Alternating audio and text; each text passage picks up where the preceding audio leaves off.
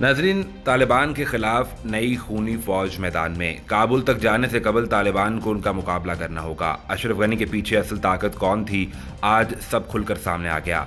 Soviet union और अमरीकी फौज को गाजर मूली की तरह काटने वाले अब क्या करने वाले हैं। 40 साल पहाड़ों पर खून बहाने की ट्रेनिंग लेने वाले कातिल एक बार फिर से मुतहर्रिक हो गए। ये कौन लोग हैं, क्या तालिबान इनका मुकाबला करने के अहल हैं? आज की सबसे बड़ी खबर मंजर आम पर आ गई। जनरल दोस्तम इस्माइल खान के बाद अमरीका को इसका आइडियल मिल गया। अफगानिस्तान में तारीख के सबसे बड़े इंसानी बहरान का खतरा, सड़कों पर लहू ही लहू। अफगानिस्तान पर हुकूमत के लिए तालिबान की राह में एक और बड़ी रुकावट खड़ी हो गई।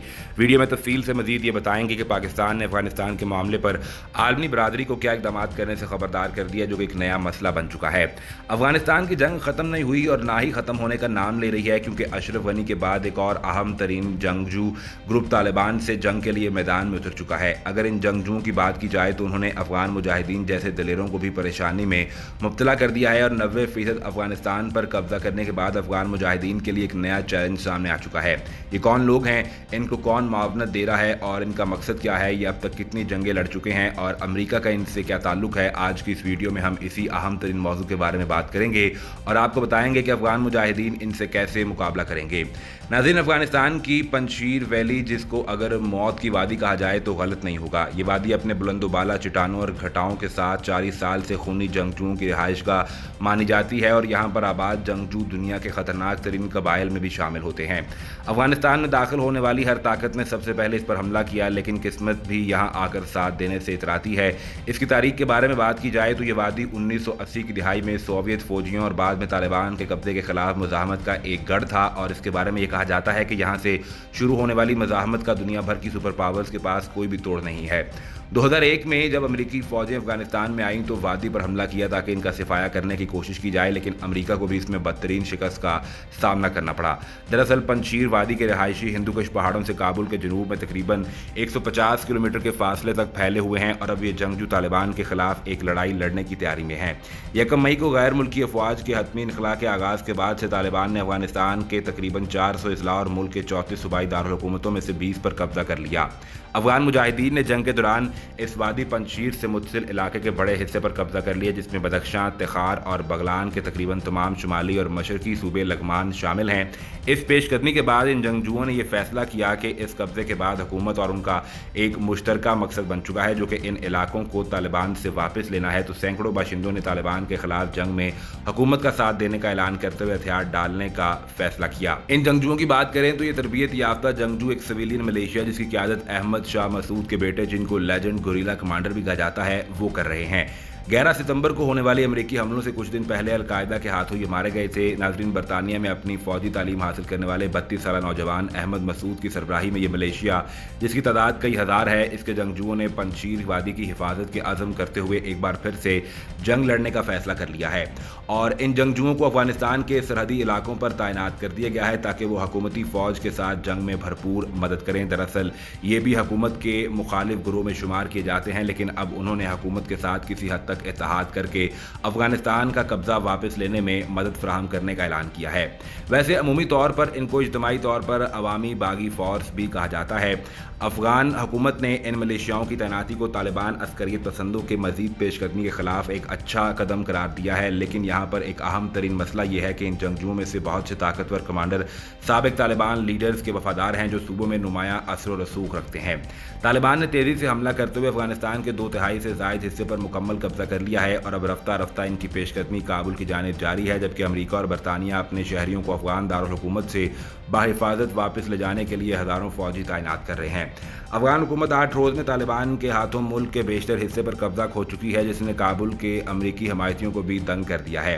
तालिबान की कार्रवाइयों की पहली लहर मई के अवाइल में शुरू हुई थी, जब अमरीका और इसके इत्तेहादियों ने अफगानिस्तान से अपनी अफवाज को वापस बुला लिया था और साथ ही अमरीकी सदर जो बाइडन ने 11 सितंबर 2021 तक 2 दिहाइयों से जारी जंग खत्म करने के अज़्म का इजहार किया था। अफगानिस्तान भर में जारी इन झड़पों के नतीजे में लाखों अफराद बेघर हो गए। काबुल में बेघर अफराद की एक बड़ी तादाद जमा हुई, जिन्होंने पार्क्स और दीगर अवामी मकामात पर डेरे डालने शुरू कर दिए, जिससे पहले ही मुश्किलात का शिकार दारुल हुकूमत एक नए इंसानी बहरान की तरफ जा रहा है। जबकि कौमी सलामती के मुशीर डॉक्टर मोईद यूसुफ ने कहा है कि सियासी हल निकालने की कोशिश की जाए ताकि मजीद कशीदगी से बचा जाए। इस्लामाबाद में सहाफ़ियों से बात करते हुए मुशीर कौमी सलामती ने अफगान क़यादत क़यादत से अपील की और जोर दिया कि पड़ोसी मुल्क अफगानिस्तान में एक शहर के बाद दूसरे शहर पर कब्जे से अमन अमल को तेज़ करने की अशद ज़रूरत है।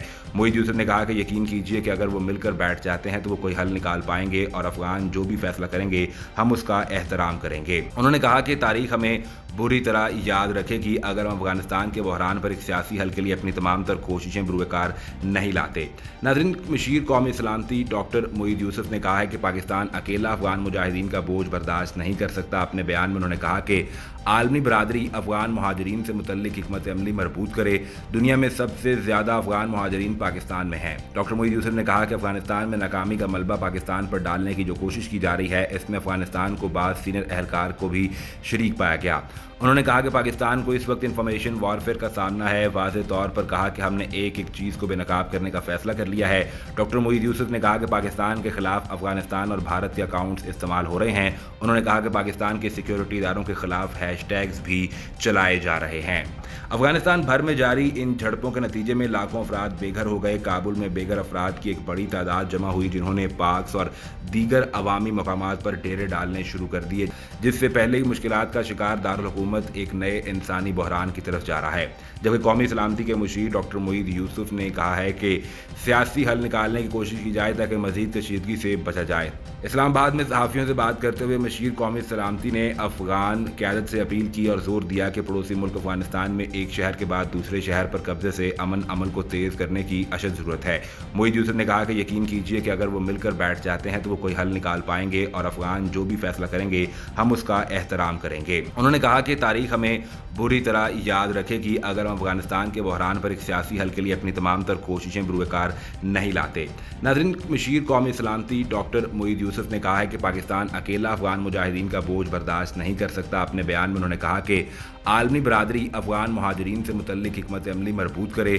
दुनिया में सबसे ज़्यादा अफगान महाजरीन पाकिस्तान में हैं। डॉक्टर मोईद यूसुफ ने कहा कि अफगानिस्तान में नाकामी का मलबा पाकिस्तान पर डालने की जो कोशिश की जा रही है, इसमें अफगानिस्तान को बाद सीनियर एहलकार को भी शरीक पाया गया। उन्होंने कहा कि पाकिस्तान को इस वक्त इंफॉर्मेशन वॉरफेयर का सामना है। वाज़े तौर पर कहा कि हमने एक एक चीज़ को बेनकाब करने का फैसला कर लिया है।